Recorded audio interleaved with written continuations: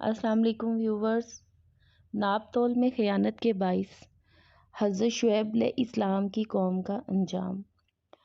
حضرت شعیب علیہ السلام کی قوم میں بہت سی خرابیاں اور نافرمانیاں تھیں۔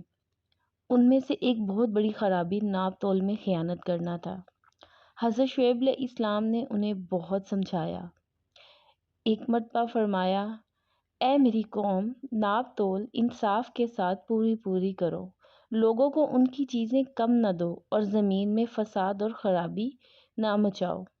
مگر وہ لوگ باز نہ آئے اور انہوں نے مذاق اڑایا اور کہا، اے شعیب، کیا تیری نماز تجھے یہی حکم دیتی ہے کہ ہم اپنے باپ داداؤں کے معبودوں کو چھوڑ دیں اور ہم اپنے مالوں میں جو کچھ چاہیں اس کا کرنا بھی چھوڑ دیں؟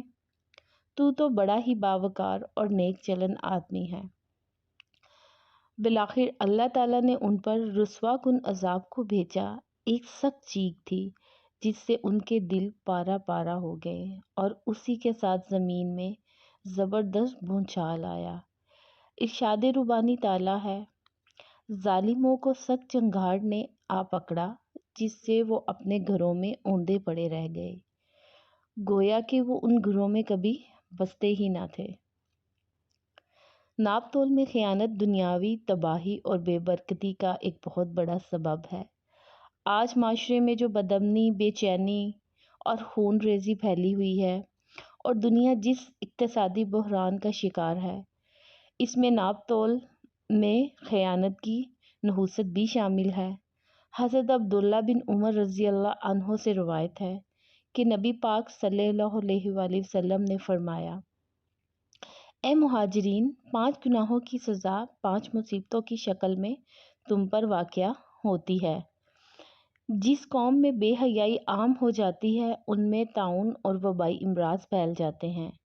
جو قوم ناپ تول میں کمی کرتی ہے اس پر قحط سالی، سخت محنت اور حکمرانوں کا ظلم مسلط کر دیا جاتا ہے۔ جو قوم زکوٰۃ ادا نہیں کرتی ان سے بارش روک لی جاتی ہے۔ جو قوم اللہ اور اس کے رسول صلی اللہ علیہ وآلہ وسلم کی عہد شکنی کرتی ہے، اللہ تعالیٰ ان پر ان کے دشمن کو مسلط کر دیتا ہے۔